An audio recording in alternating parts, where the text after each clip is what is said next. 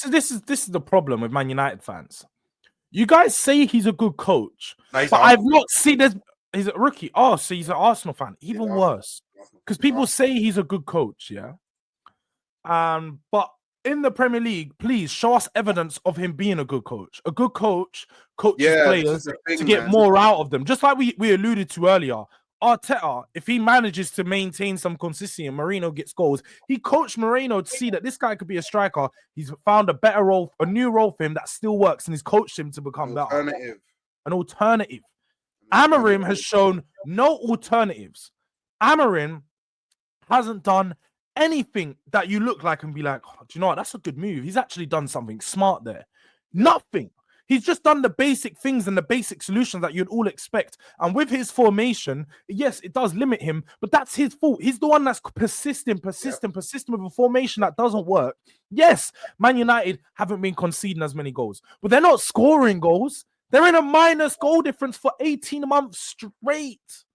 Iruki, it's not a banter thing, yeah. You gotta understand the process, yeah, that I'm going through when I think about what's happening at Manchester United with AMORIM, yeah, is when Arteta came to Arsenal, yeah, Arteta had a very clear way of how he wanted to play.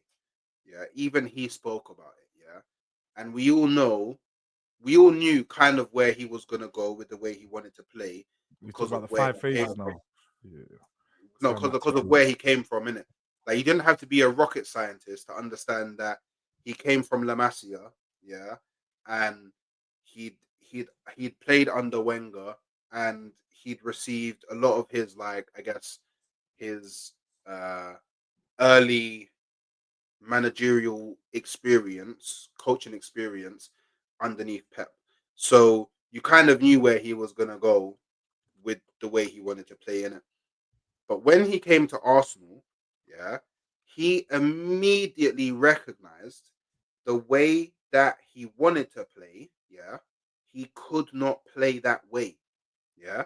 So what he did was he coached with what he had, the tools at his disposal, and he found a system that worked and favored the players that existed within the current ecosystem. That is what a good coach does. This is what AMORIM needs to not do. Yeah, he is not doing, and he keeps on spinning it from the angle, and it was very similar to Ange. Yeah, spinning it from the same angle of when you're building a culture or a style of play, you just have to do it. Just do it. Don't bend, don't break, don't change your ways. None of that, yeah. I have a sneaky suspicion, just like with Ange, and it's been proven, because every time Ange tries to adapt and do something different, he flops, yeah, is that AMORIM doesn't know how to set up in a different way. He only knows this way. This is the only way that he knows. And this, like, look, because I already said, if he gets players that can thrive in this system, yeah, I think he will do good.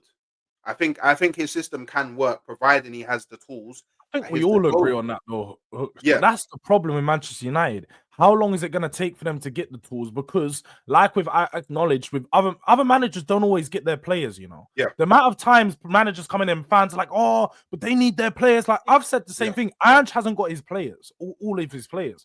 But I also acknowledge coach is coach. Coaches need to find a way to get the best out of what they've got in front of them. That's the whole point of being a football coach. So when you sit and analyze it and you break it down, we need to sit there and acknowledge AMORIM is not doing the job he was brought in to do. Look at David Moyes over in Everton. He didn't sign no players. He didn't get no one. But right now, as the most informed manager, he just took over from Sean Dyche and he said, you know what? I'm going to change it a little bit to get the best out of the players are flying right now. Beto is looking like... Beto, I was just going to say he's getting a tune out of Beto, but let's be honest. And I remember you said the other week, you're like, bro, Beto is one of the worst players I've watched. Bro, because he is. Bro, he's not better than Xerxes, bro. But was he not balling yet? The other day, was he not balling? Bro, balling, bro. And that's what I'm saying. A good coach will get this out. Like, look, yeah. all right, say the season ends, yeah, and you got the choice, yeah. Do you sign Beto? Do you sign Hoyland? Do you sign Xerxes? Yeah, Beto's never winning that. Never. No, he's not. But at the same Never. time, like I said, it's down to It's crazy, the bro. manager to show us what these players can give. And I just think Amorim's just not doing enough with his work of manager. And do you know what? That's what I actually want to take it back to Ange, because I think people will look at me and be like, "Oh, where's the consistency between Amorim and Tottenham?" And we can sit here and we can acknowledge a few of the things. I think Ange, very similar to Amorim, is you only see the best version of him with his players that can play in his system. We've seen Ange on the weekend. I don't think Spurs were amazing. I don't think that our system was so good that we broke Man United down, played through the lines and all these fancy things. I just think that we set up in a right way to hold off Man United enough, but also cause them issues. I think Manchester United are very easy to break down, especially under Amorim, but most especially just with these players. You press them high, they make mistakes. You haven't got too many players at the back there that are good on the ball. And most importantly, the midfield is never receiving the ball. Casemiro and Bruno do not pick the ball up in the right positions to receive it and then make a little 1-2 and get out of the situations. Because when you got the high press and you got one man dropping in, and Bruno's he's never in the right position. I think the wrong thing with Bruno is when you play him in centre mid, he's drifting off out to the wing, trying to make a floated run, trying to be the forward guy when Casemiro is doing the dog work now. So when Casemiro gets on the ball, what's he going to do? He's going to only look back. Otherwise, he's going to do a long pass, play it back into Spurs, and the attack starts all over again.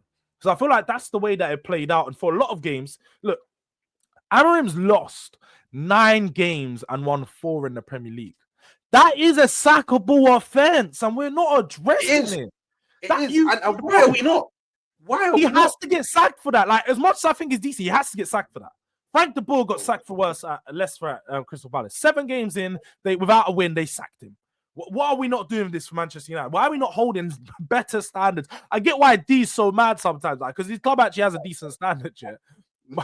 Crystal Palace, his club has a decent standard. He said 7 games, no win. I ain't having it. Where is this for Manchester United? The manager's lost double the amount of games. Like, that is, I think that's unheard of. Is that like, bro, halfway through a season, coming in, losing more games than you've won and still holding your job? Leicester will sack their manager for this. Wait, is that 9? Is that 9 losses in 12? Is that all competitions, or is that 9 Premier League? 9 Premier League losses. Is that just in the Premier League? Pretty sure it's 9 Premier League losses. I'm pretty sure. Let me just. I'll double check. AMORIM Premier League record. I'll double check it just so people don't get me wrong. Well, unless I don't know if Premier League is updated. It should be the most updated. So in here it says 8, but I'm pretty sure I read 9 yesterday. It might be 9 all. No, because he lost more than 9 games in all competitions. We beat him in Carabao Cup as well as I think. Oh, so maybe they're right. It's 9 in all competitions. Yes, it is. We beat him in Carabao Cup. Okay. So he's lost 8 in is it 8 in 11? In his Premier League records, 14 matches, 4 wins, 2 draws, 8 losses. Okay. 16 goals scored, 23 conceded. Wait, sorry, say that again. 16 goals scored, 23 conceded, 8 losses and 14. So do you know what the thing is? Yeah, this is my thing. Yeah, he's not. He might actually be doing worse than Ten Hag. He is. Factually, he's doing worse than Ten Hag this season. Like, that's fact. Like, literally, cold hard fact. 100%. All right, so you see me, yeah? You know what the reality is? I don't care if you keep him or sack him, innit? Because I win either way. Do you know what I mean? Because you keep him, you do crap. You sack him, who knows? Maybe you do better, probably do crap again. So I don't really care either way. But I think Manchester United, yeah, what I think the fans will really want to avoid, is saying, all right, we'll give him time. We'll give him the summer transfer window. The summer transfer window doesn't go the way that the fans think it will go because of Ineos or Glazers or whatever. And then he starts off next season with arguably not too much better than or a worse squad than what he currently has. And they start off next season say first 10 games, lose 5, draw 2, win 3. Because then it's peak. Because then, unless Ineos sticks by him the whole of that season, the cycle It's continues. gonna be the same cycle. Yeah, the cycle continues, and it's like, when do you leave the cycle?